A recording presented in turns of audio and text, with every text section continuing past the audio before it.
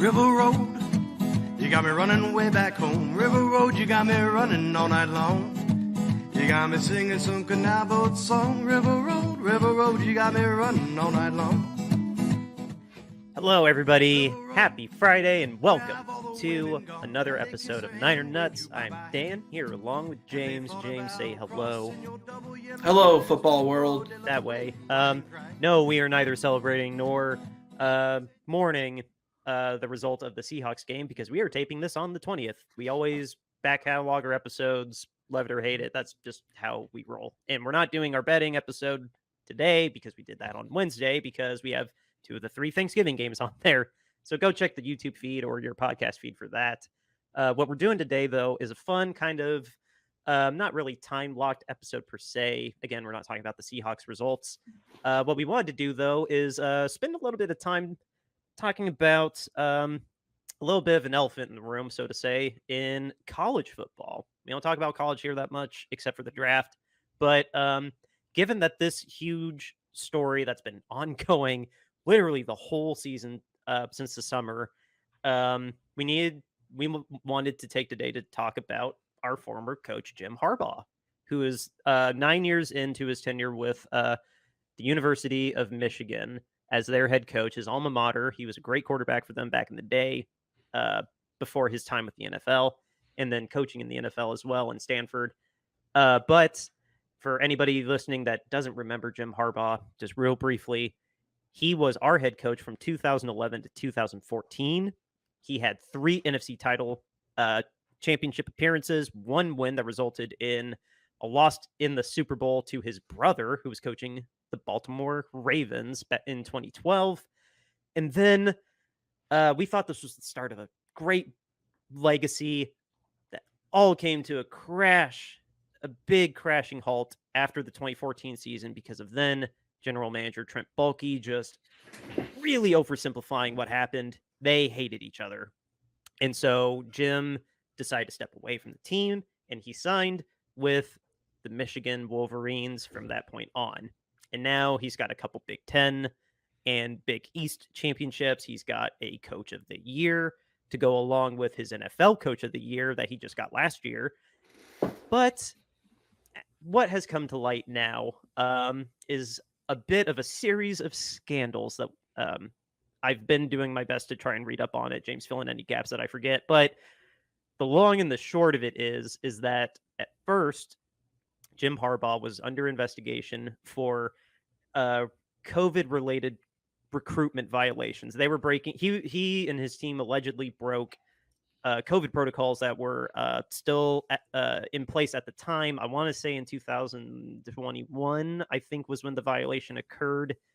Trying to recruit a player, they just broke some rules while they were in the midst of trying to convince this guy to come to Michigan. And on top of that, he also, this disgusting person bought this player a cheeseburger. Like, what the hell are you thinking? Buying a kid a cheeseburger? Are we really a cheeseburger? Like with the NIL? Like you couldn't take him out for salmon? No. For crying out loud, the NIL exists. Like they can make profit on name, image, and likeness. Like you're really going to kill him over a cheeseburger? Yeah. So Jim thought this was stupid too, and he didn't cooperate with the investigation. That was noted that he did not cooperate with the investigation, which obviously would have helped his case probably and made the punishment a little bit less. But because of the recruitment violations, he was suspended from the team for the first 4 games of this season. Correct, or was it 3?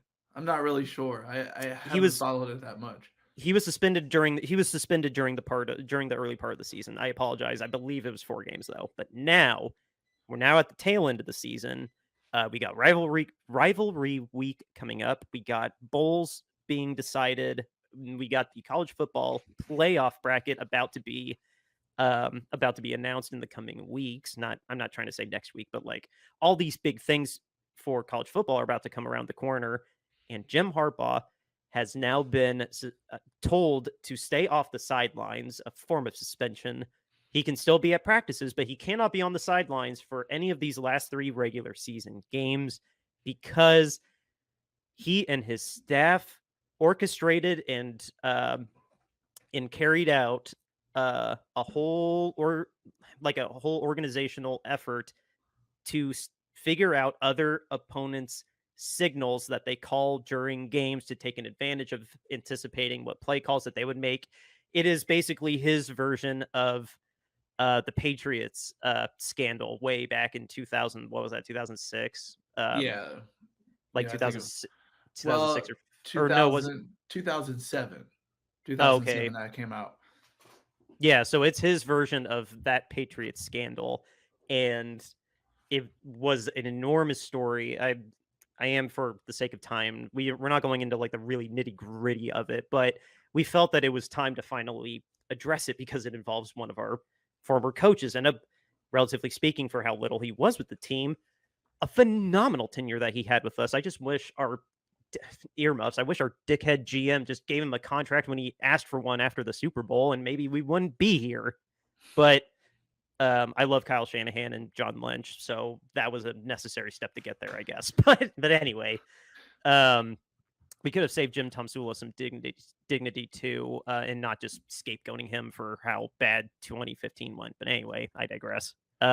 James, what do you think about all this? I know neither of us really follow college that much, but this has been one of the biggest stories to come out of college football. It is arguably the biggest story to come out of college football this year. And it could potentially impact him coming into the NFL. If not, the other way could happen. I've heard it spun that this could influence him to come into the NFL and say, take the Raiders job, take the Chargers job.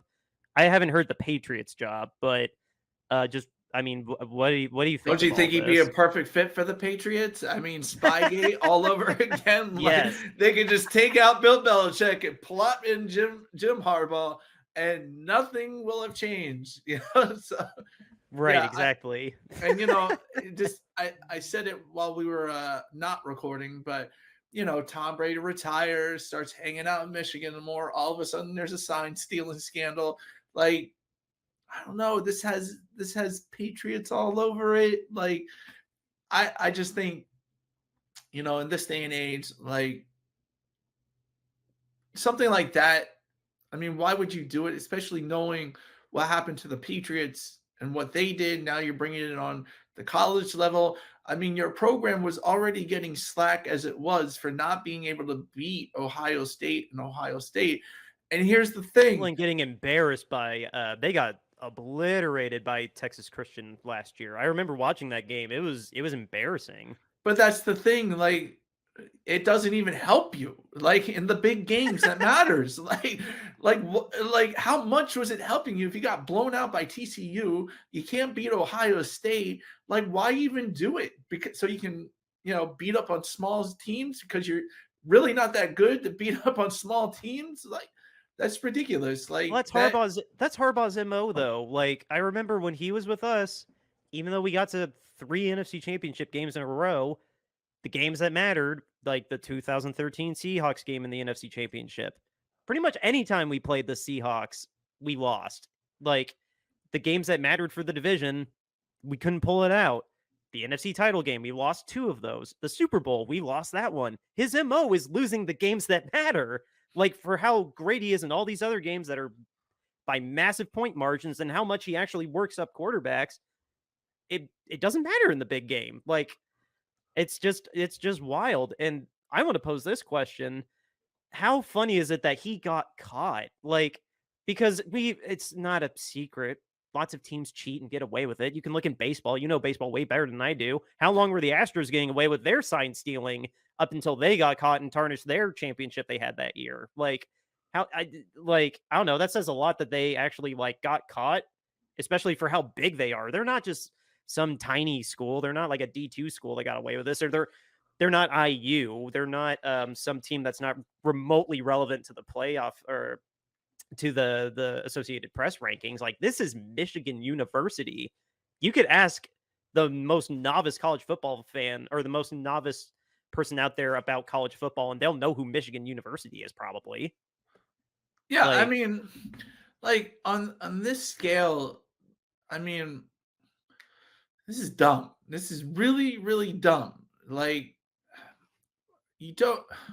I don't know. Maybe focusing in on the signal stealing, like let's get that out of the way first about the the COVID tryout and the NIL, that like he still got in trouble for giving the kid a cheeseburger. Like that was just stupid. That was just stupid all around to begin with. Yeah, here's what I think of that. I am blocking the middle finger right now to that. Oh, thank you. One less So thing you for me to don't do in post. you don't have to do that, Dan. So yeah, I mean, the signal stealing is stupid too, but for very different reasons. yeah, but I mean, a cheeseburger, really, especially when the NIL is in place. Like, If he cooperated, though, he probably wouldn't have been suspended for 4 games. yeah, but I mean, the thing about it is now you can literally have a booster pay for a college scholarship. You're telling me he can't slide $5 for a cheeseburger? Like a booster can they have like schools now have boosters who pay for scholarships and give like the last walk on a scholarship. That's what boosters are doing. Before, boosters couldn't be any part of that. They couldn't be any part of the mix, even though they very much were. It was against NCAA rules for boosters to be paying players, buying cars, buying jewelry, whatever it is that they want. Now it's pretty much like, okay, if you want to get a kid a scholarship, which is really worth it to them, hey, let's give them a scholarship. Now they can literally pay players, the boosters can. And you're really going to get on them because in the pandemic, a guy bought a cheeseburger. Like, and then, however, I do apologize again, listeners. This is not like the most intricate deep dive. Like if we had if Eric was able to be here on this one, or if we got someone else, but like this is the novice college fan reacting because I care about this coach. He was a big part of my real blossoming into like really caring about the weeds of football. Like just by coincidence, he was hired on as our coach when I got my first fantasy team. And it was the first time that the team I liked more than the Colts was actually relevant. So like seeing and hearing all this and reading about all this, like this is the most in-depth I've read about college in a long, long time. Cause I was just, he's a polarizing guy though. Like somebody brought that up too, is that like the fact that it is Jim Harbaugh, and I want your opinion if you think Jim being who he is weighed into this as well, because he was a very polarizing guy. Our GM really, really hated him. There's a handful of former Niner players that did complain about him, not as many as celebrated him, but there was a handful of 49er players that really just didn't like him. And at the time, I kind of accepted that, like, okay, like how Nick Saban is terrible at college or at pros because he's better for training kids that go through in 4 years and then they go on with their lives. It was kind of that kind of debate that I had with my friends back 10 years ago, that like maybe his attitude and his demeanor is better for college where they just kind of rotate like a farm system out. So the fact that he is a very big personality and can rub people the wrong way, do you think that that might have weighed into it as well? Not just the fact that he didn't cooperate with the first investigation. I don't know. What's your 2 cents on that? I mean, yeah, maybe being better suited for college seems to be his forte because, like you said, college. He's a rah guy. Like he's definitely a rah guy, and he's very animated. I can send you many gifs of him screaming at the top of his lungs at the sidelines. Yeah, he's a rah guy, and rah guys work a lot. They do better in college than they do in the pros. But obviously, his career is still in the same arch that it was in the NFL, that it was in Michigan. So, how far does rah go? It doesn't always transcend. He's a coach of the year in college and the pros. He got coach of the year in 2011. Like, the fact that he gets results is the only reason that he hasn't been booted out of sports entirely, because it does work to a certain degree. Yeah, but okay, but how often has a college coach gotten his team over the hump in the NFL? I believe it's only been done twice or maybe 3 times. 3 times. You have Jimmy Johnson, Barry Switzer, and Pete Carroll. Generally, these college coaches don't transfer to the NFL well, and I'm not saying they don't end up having some success. They eventually do, but rah coaches who perform well in college don't really perform well in the pros most of the time. Right. And well, do you think the personality weighed into, like, because he's got the spotlight on him, and it is a big spotlight, adjacent to a big university. Do you think that I guess I'll target my question. Do you think that this is going to be a little bit more of a kind of a spectacle, or a hammer needs to be dropped down a little bit harder just because it's Michigan and it's Big Ten and it's there's a lot of money in the Big Ten, kind of like the SEC? If there's anything I know about the NCAA and their punishment, if you're a school like Michigan, it's not going to be very harsh. If you're a school like South Arkansas State, that did a recruiting violation, you're probably going to get a very hard punishment from the NCAA. That's Oh, what I know about. That's what I I know do. about. Yeah. I do apologize. It was a 3-game suspension. I did pull it up. So in total, it will be 2 separate 3-game suspensions that he'll have carried out. Yeah, I mean, if that's all they're going to do, that's the kind of stuff the NCAA does when it comes to big programs. Why? Because money's involved. There's probably somebody on the NCAA commission or somewhere in a high-level office in the NCAA that may have Michigan ties, right? I mean, college football, I mean, universities are everywhere and the big schools are everywhere. I can't prove it. I don't know for sure, but somebody will be in the NCAA ear and say, Michigan brings in a lot of money, can't shut down their program, can't make their program, lose scholarships, too many scholarships, or you're going to lose money. The NCAA, that's what's going to happen. It all comes down to money. South Arkansas State doesn't make the NCAA enough money as much as Michigan. So No, that's for what's sure. going to happen. It's just going to be boom like that. That's all it's going to be, because that's what they do for big schools. They don't drop the hammer on big schools. People will argue that. People will petition for that. People will try to get them to do it and yell and scream and do whatever. But guaranteed, Jim Harbaugh is probably not going anywhere. And yeah, they're not going to. Michigan's probably going to lose 2 scholarships or something like that. It's going to be something ridiculous.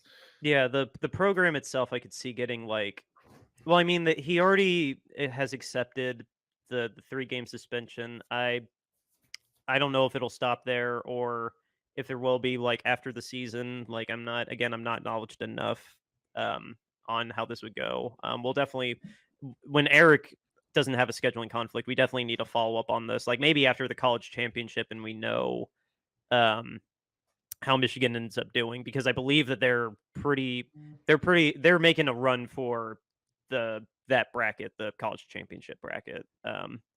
So I mean, maybe we can follow up on this after we see truly where the dust settles in terms of how the football program does, because they this weekend, listeners, tomorrow actually, they're going to be playing Ohio State, the team that they were hoping that Jim Harbaugh would beat more than once in the 9 years that he's been there since. I think he's only beat Ohio State once, maybe, or maybe twice. But no, it's not been that much.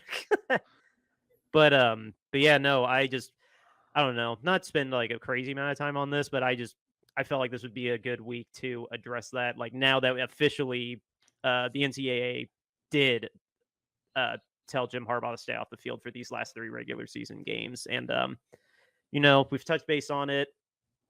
Maybe once college football has a championship and we've gotten through all the bowls, we'll touch base on this again if there's any more follow up to it. Now you say stay off the field. Does that mean he can be in the booth? I think he just can't. I think he has to be fully away on game days, but he can still he can coach during the week, but he cannot be there during game day. Mm-hmm. Okay. Yeah, I apologize for not making that clear. He cannot be there on game days, but he can still coach in the week. Yeah, I mean, what's to stop him from sending a text message? Hey, I see this going on. I mean, does anybody I would like to see the rules of the suspension if it's just he can't be on the sideline, or if he can have no part of coaching. I'm pretty sure there would be some pretty heavy violations if he was texting his offensive coordinator during the game. I'm pretty sure that would not be bueno. I'm pretty sure. Yeah.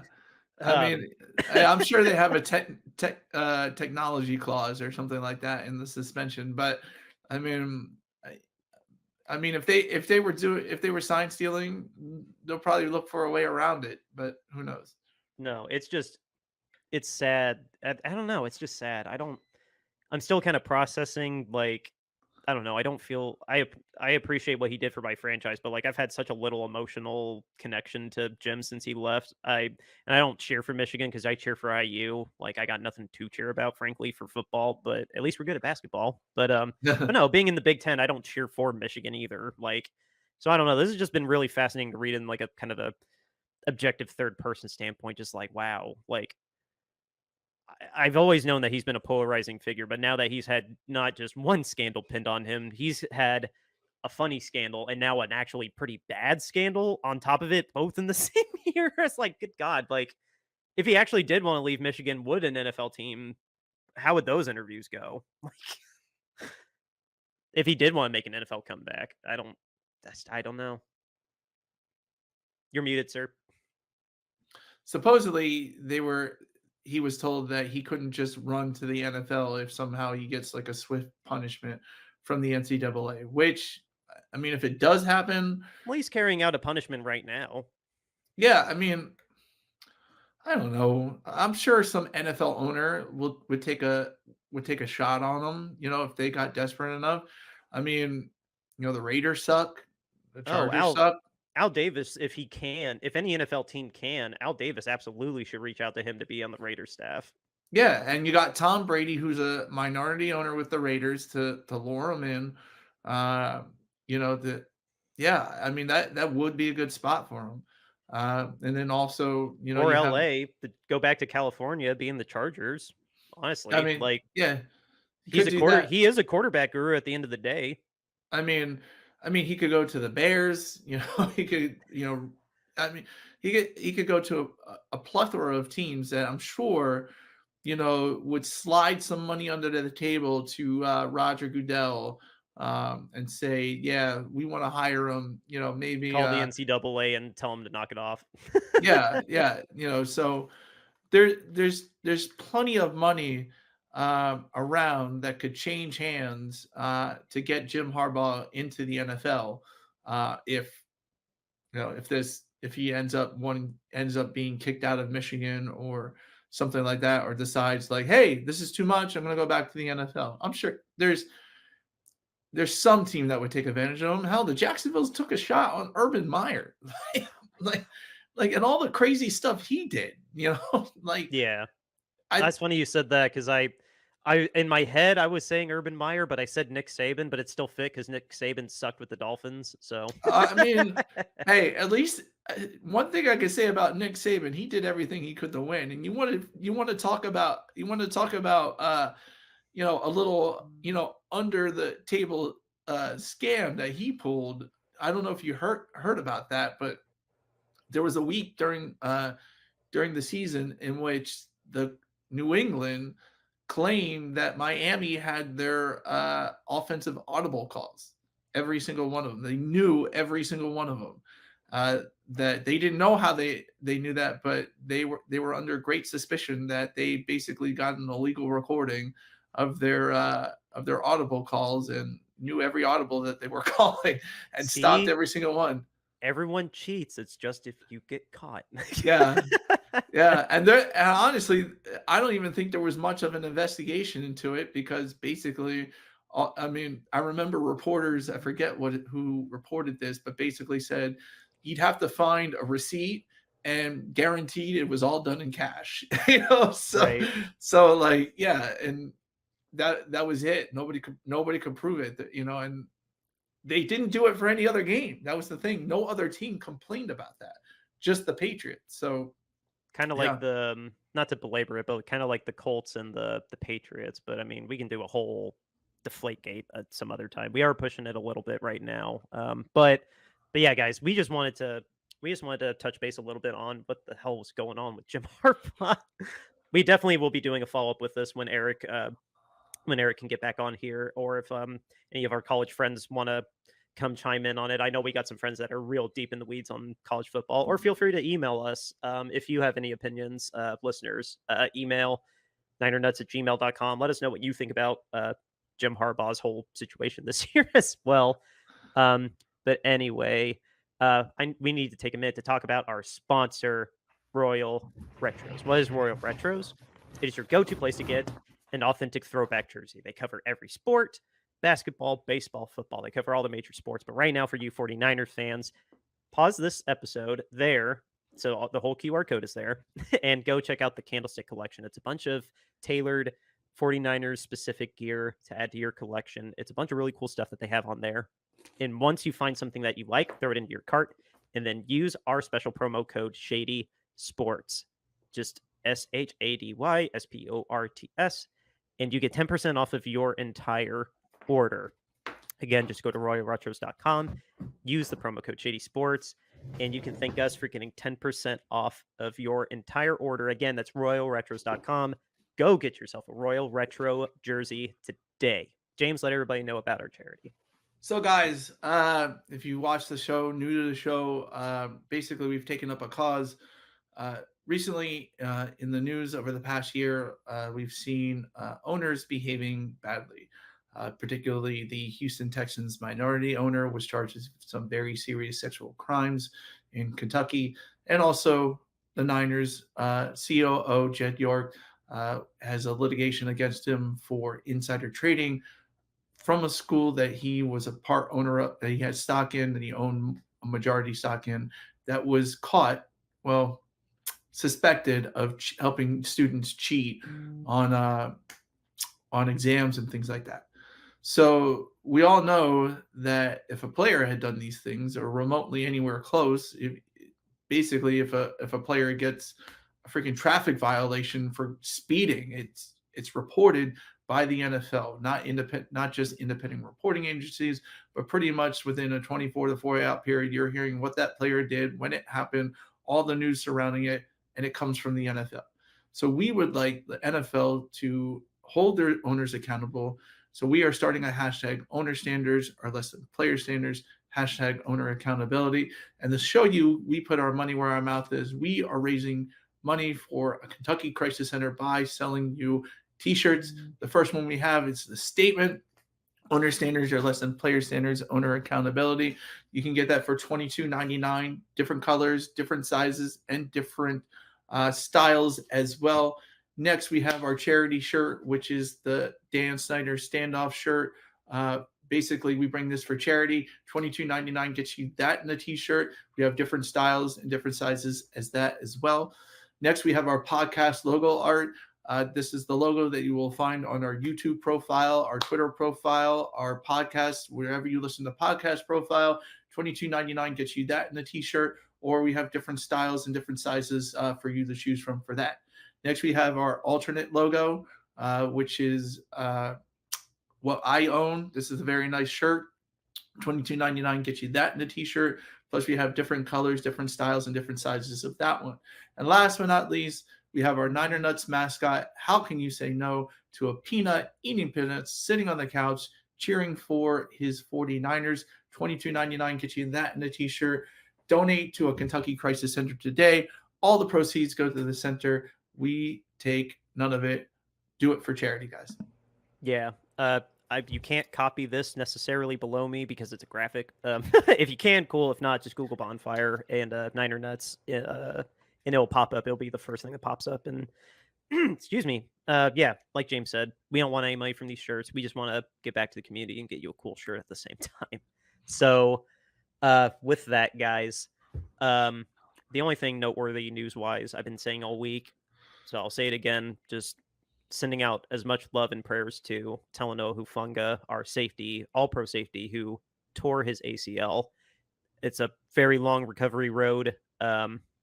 Hopefully he comes back stronger than ever. I hope he kicks the crap out of this rehab, not just because we need him, but he's a great guy, great locker room presence, and you just hate seeing that happen to just honestly anybody. So, yeah, just wishing you the best, man. I cannot wait to see you on the field again next year. Yes, come back quickly, Hufanga, because we want to bet on you again to win Defensive Player of the Year. Yes, and not lose the money on that.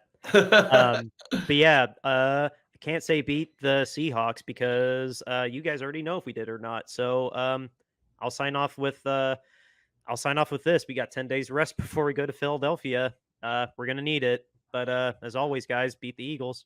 Yeah, and also since we're here, we might as well say look for us to be on the pregame show of the Eagles Elite podcast right before kickoff of the 49ers game.